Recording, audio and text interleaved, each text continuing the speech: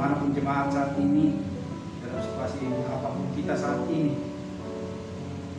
biarlah semangat kita untuk memuji dan memuliakan Tuhan tetap menyala-nyala. Kita akan memulai ibadah kita, tapi sebelumnya mari kita bersatu. Hai segala bangsa, bertepuk tanganlah, elu-elukanlah Allah dengan sorak-sorai. Sebab Tuhan yang maha tinggi adalah dahsyat, Raja yang besar atas seluruh bumi. Bersama keluarga kita di rumah masing-masing, mari kita memuji dan memuliakan Tuhan dengan lagu pujian kita bersama keluarga kita.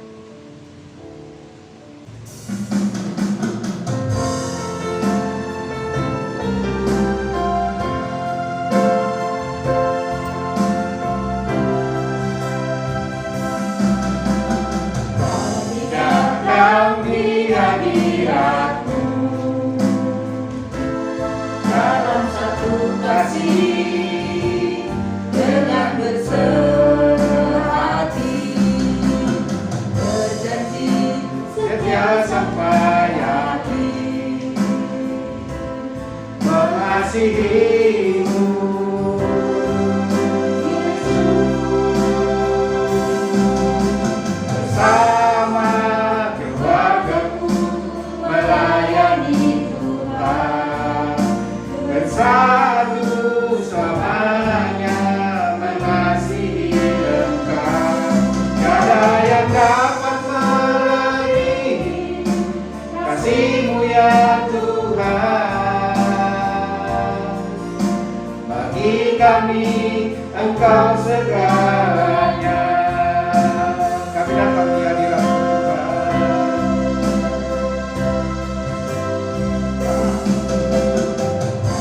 Kami datang di hadirat-Mu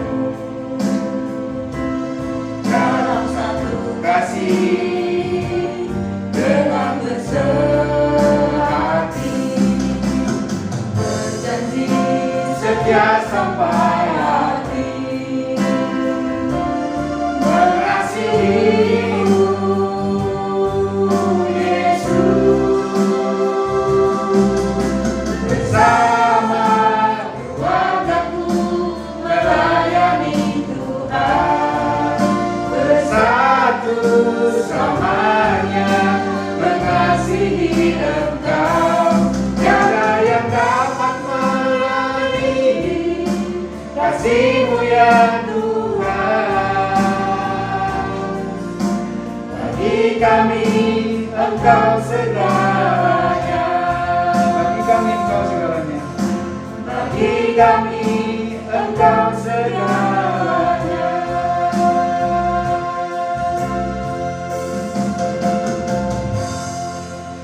Benar Bapa, Engkau segalanya bagi kami Bapa.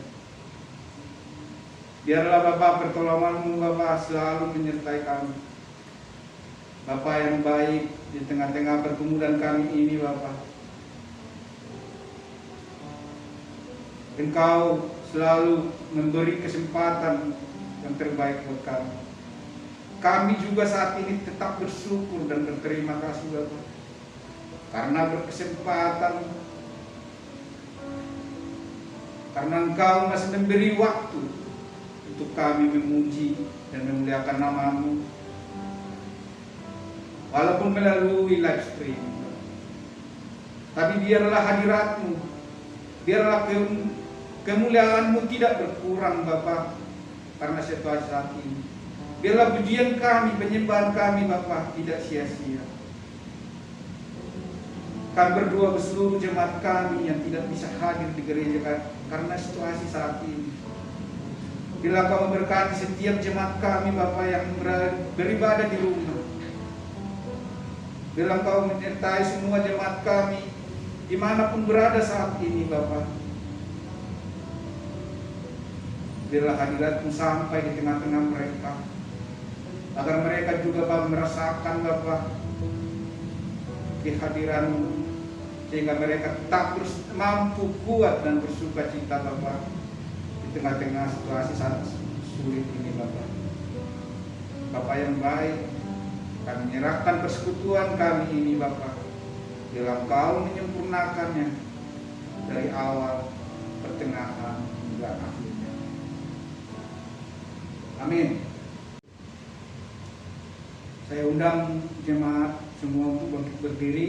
Kita akan membaca firman Tuhan lewat responsoria yang terambil dari firman Tuhan Mazmur 48. Saya akan bacakan ayat yang pertama, jemaat yang terkasih ayat kedua, dan selanjutnya pada ayat yang terakhir kita akan baca bersama-sama. Mazmur 48, demikianlah firman Tuhan. Nyanyian Mazmur Bani Korah. Besarlah Tuhan dan sangat terpuji di kota Allah kita. Gunungnya yang kudus, yang menjulang permai, adalah kegirangan bagi seluruh bumi. Gunung Sion itu jauh di sebelah utara, kota Raja Besar. Dalam puri-purinya Allah memperkenalkan dirinya sebagai benteng. Sebab lihat, raja-raja datang berkumpul, mereka bersama-sama berjalan maju. Demi mereka melihatnya, mereka tercengang, terkejut, lalu lari kebingungan. Kegentaran menimpa mereka di sana. Mereka kesakitan seperti perempuan yang hendak melahirkan. Dengan angin timur, engkau memecahkan kapal-kapal Tarsis.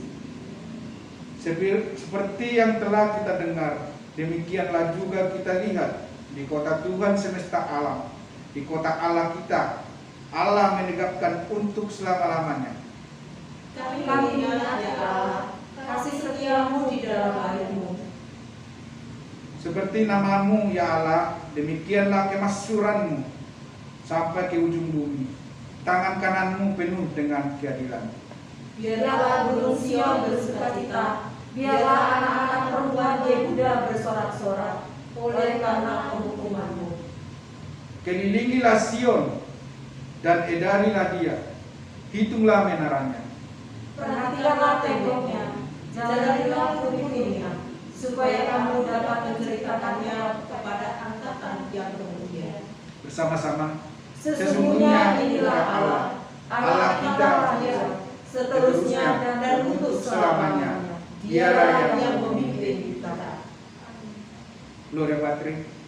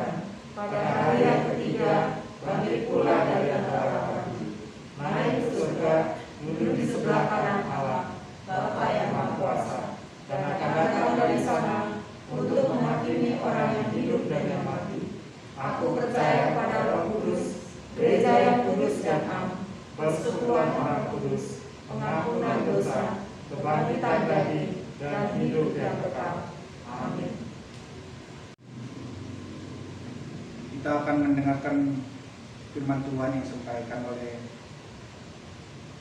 pemimpin jemaat Pendeta Sutarti. Kita akan bernyanyi pujian dari NRM nomor 72, nyanyikan lagu yang baru. Pada ayat yang ketiga kita bangkit berdiri.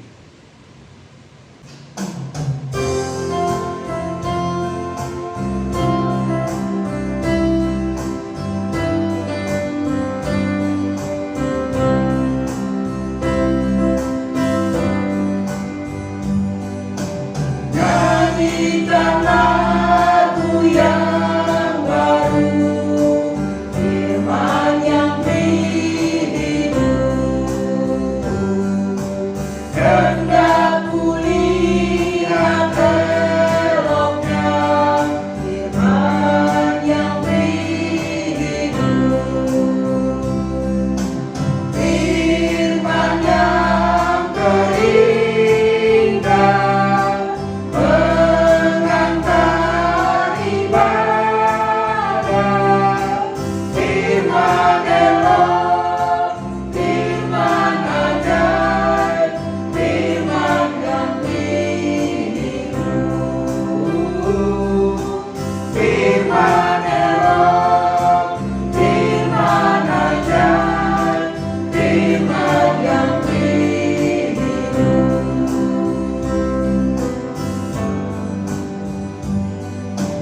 Yesus beri pada semua firman yang beri hidup. Orang berdosa dengarlah firman yang beri hidup. Yang rela diberinya pimpinan ke sorga.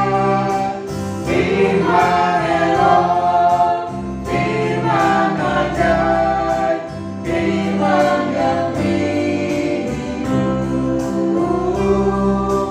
Firman elok, firman ajaib, firman yang beri hidup.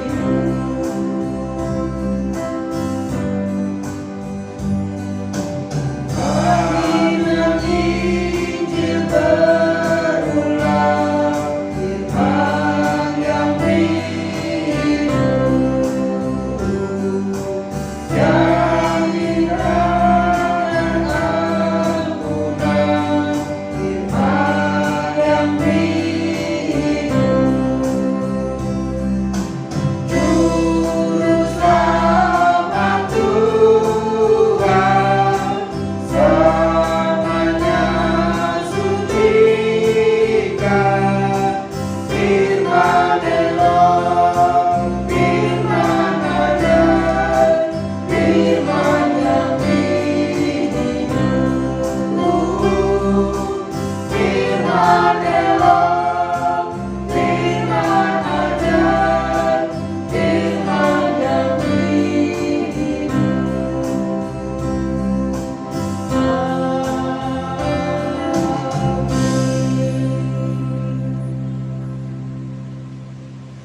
Salam, selamat hari Minggu.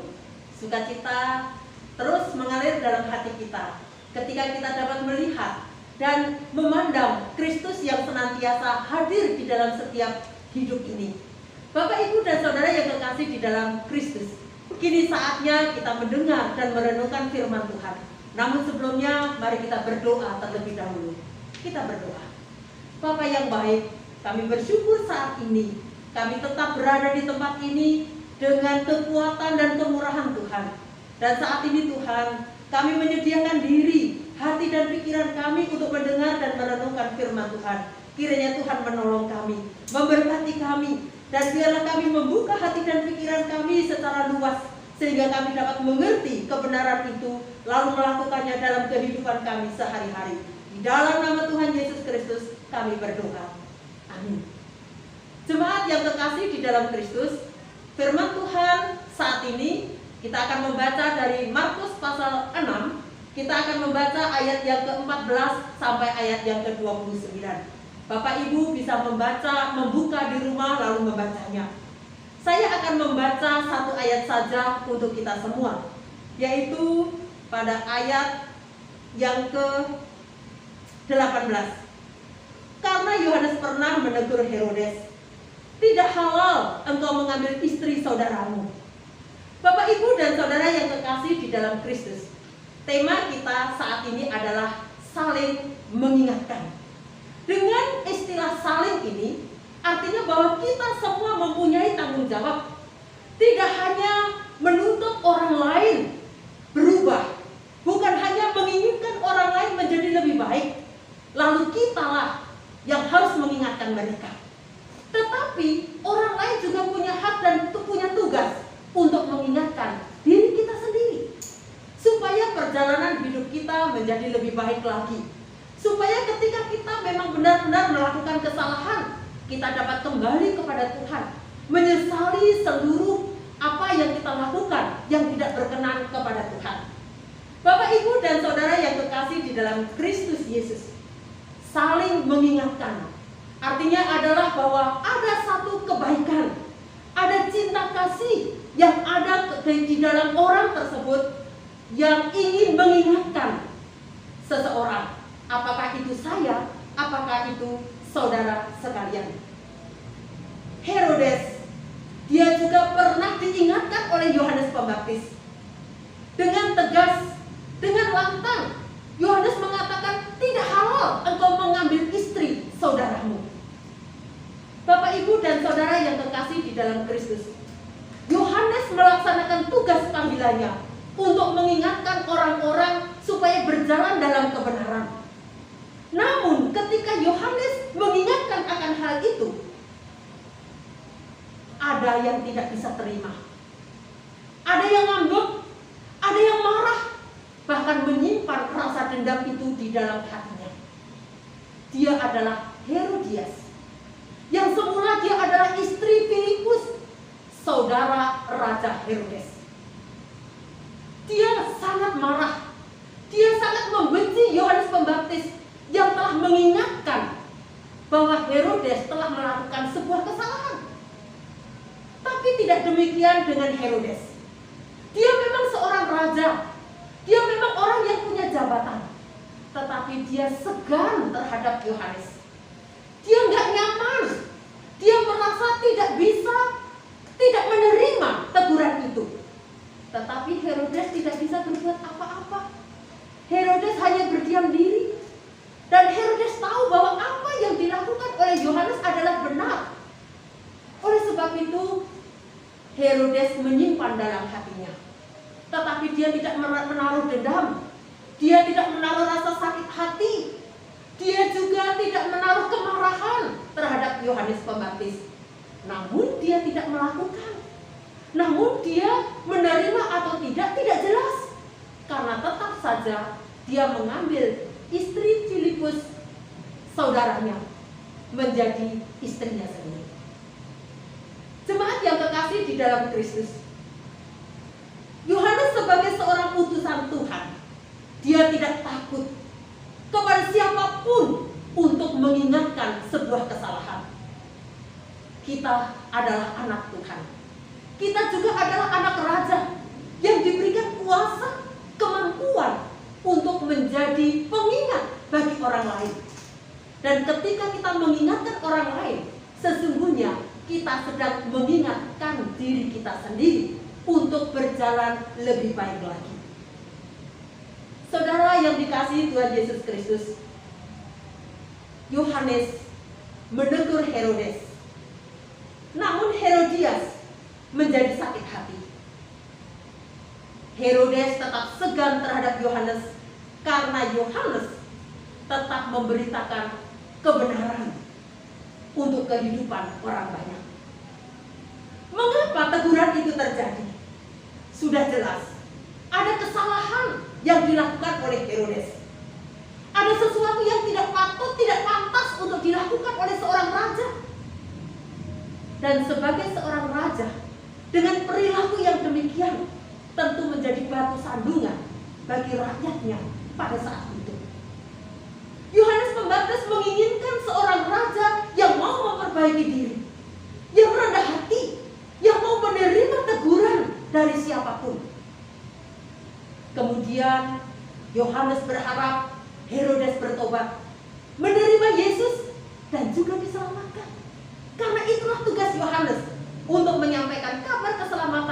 bagi semua orang. Pada akhirnya, kalau ada orang yang ditegur, dinasehati, diingatkan, dan menerima, diharapkan mereka akan kembali kepada Allah, menjalani kehidupan sesuai dengan keinginan Tuhan dan menyenangkan Tuhan. Jemaat yang diberkati Tuhan, dampak daripada seseorang yang mengingatkan, yang pertama adalah penolakan. Seperti Yohanes Pembaptis yang ditolak oleh Herodias. Dia juga mengalami ancaman untuk dibunuh, untuk mendapatkan kecelakaan. Dan dia juga bisa menjadi orang yang gelisah karena ancaman tersebut. Namun Yohanes Pembaptis tetap gigih untuk tetap menerapkan, menjalankan tugas panggilannya untuk mengingatkan orang banyak supaya kembali kepada Tuhan. Dampak yang lain adalah ketika orang tersebut mau mendengarkan, merendahkan hatinya, maka dia akan menyesal. Dia akan memperbaiki diri, meminta maaf, dan kembali kepada jalan yang baik.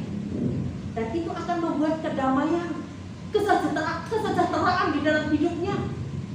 Dan pasti dia akan nyaman dalam menjalankan kehidupan selanjutnya. Pada zaman dulu di Perjanjian Lama, Amos juga pernah mengingatkan kepada Raja Yerobeam. Waktu itu Yerobeam telah melakukan kejahatan. Dia tidak menjalankan tugasnya sebagai raja yang baik, raja yang melindungi, tetapi raja yang hanya mementingkan dirinya sendiri. Dia mengingatkan bahwa akibat daripada kejahatannya itu, dia harus berada dalam tawanan. Dia harus mengalami pembuangan di negeri lain.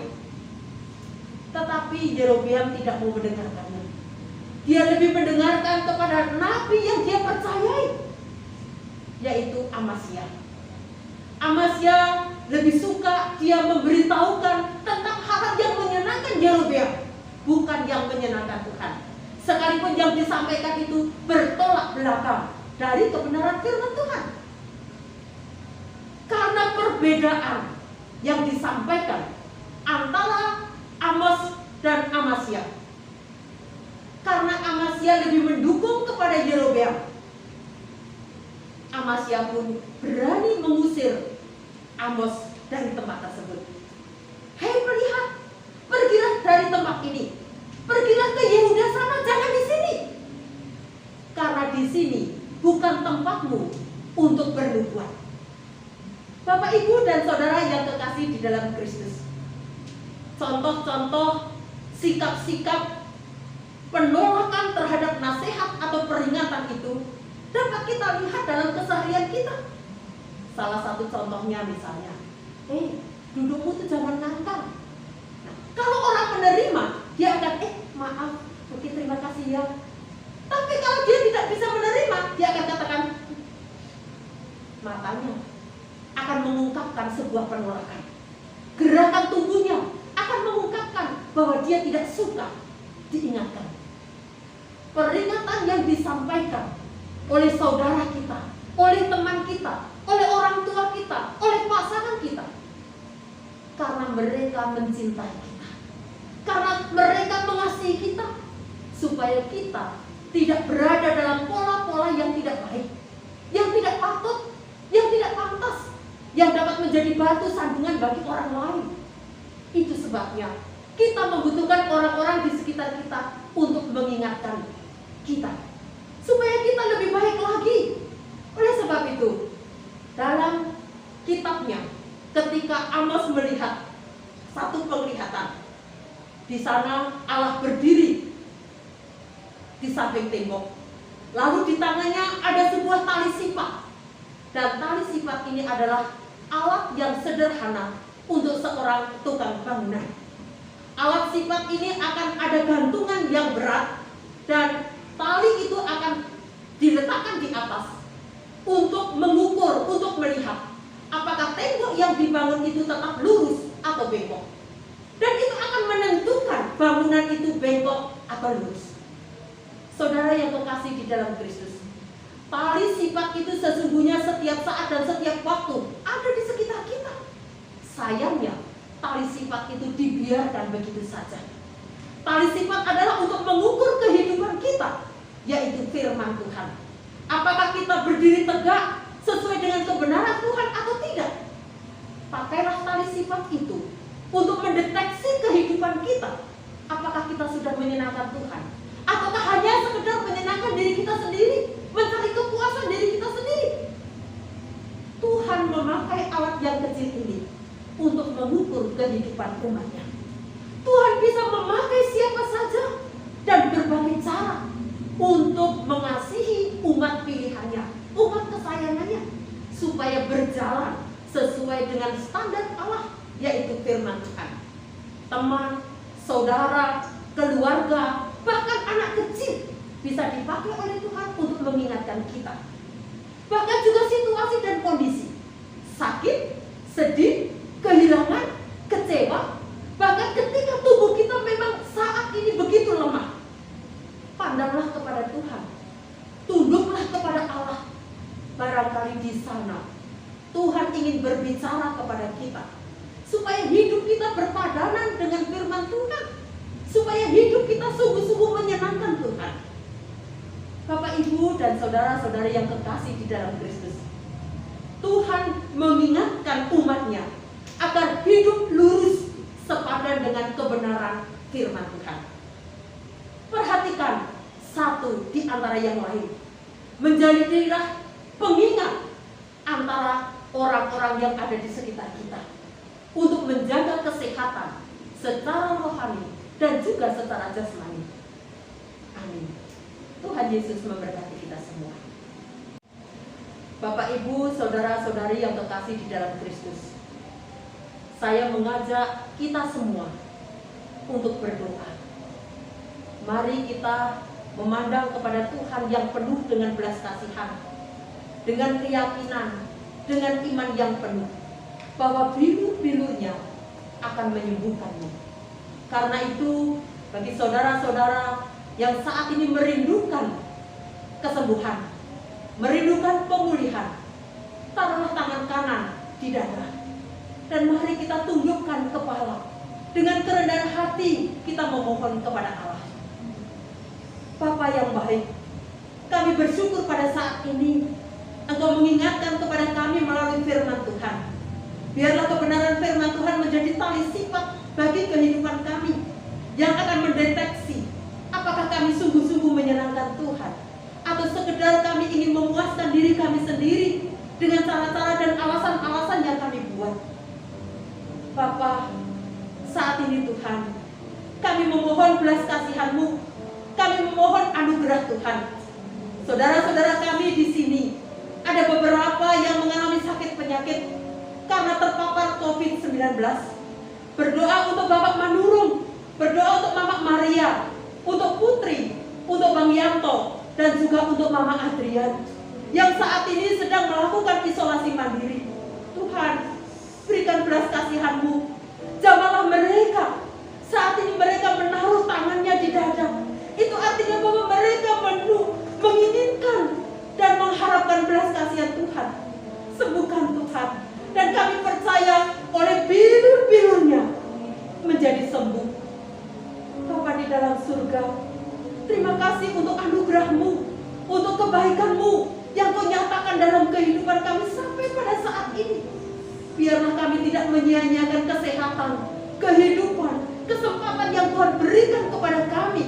Dan biarlah setiap saat kami dapat memuliakan Tuhan, mengajak hati dan pikiran kami, batin kami untuk memuliakan Tuhan, untuk memuji Tuhan, melihat akan segala kebaikan Tuhan setiap saat. Kami serahkan saudara-saudara kami ini ke dalam tangan Tuhan.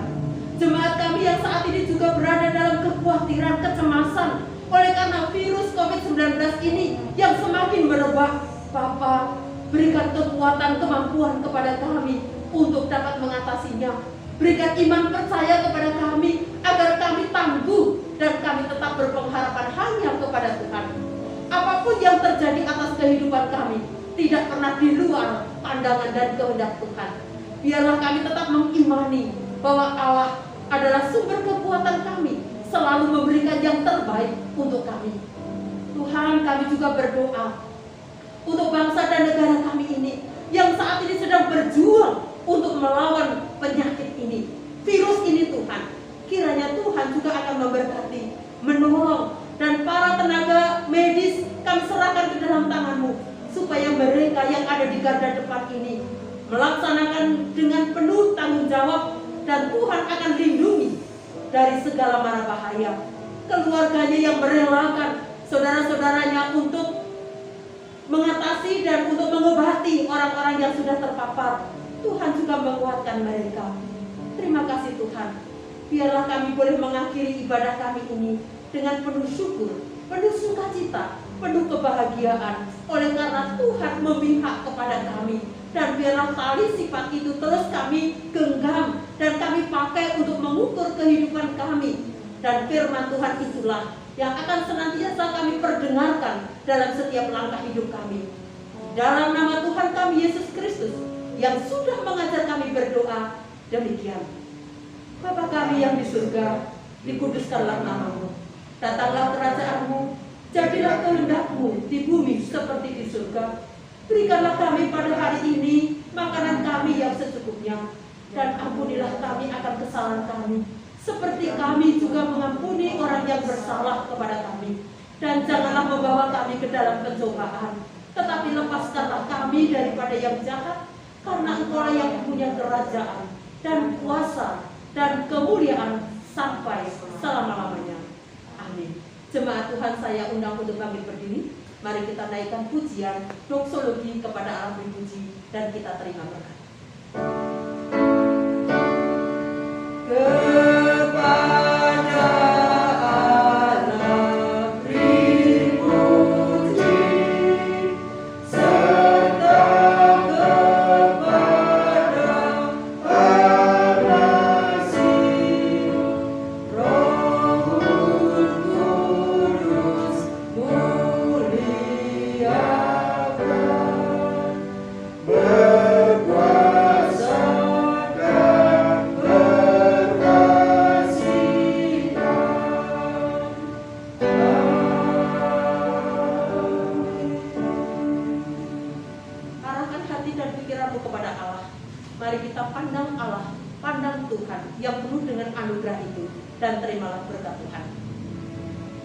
Anugerah dan damai sejahtera dari Allah Bapa, kasih sayang dari Tuhan Yesus Kristus, serta penyertaan di dalam kuasa Roh Kudus, biarlah tinggal di dalam hidupmu, dalam keluargamu, dalam usaha dan pekerjaanmu, dalam segala situasi saat ini, mulai saat ini, besok, bahkan sampai Tuhan datang yang kedua kalinya. Amin.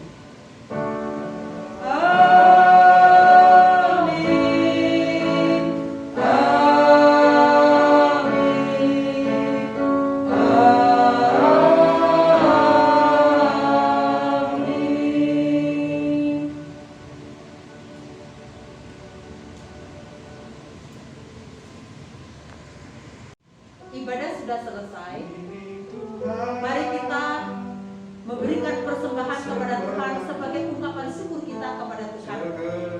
Bapak Ibu bisa menyimpannya, menaruh ke amplop, dan jika nanti punya kesempatan, Bapak Ibu bisa mengirimkan ke nomor rekening yang tersedia di layar. Biarlah kita menjadi persembahan yang hidup di hadapan Tuhan, sebagai sebuah ibadah yang sungguh di hadapan Tuhan. Mari kita beri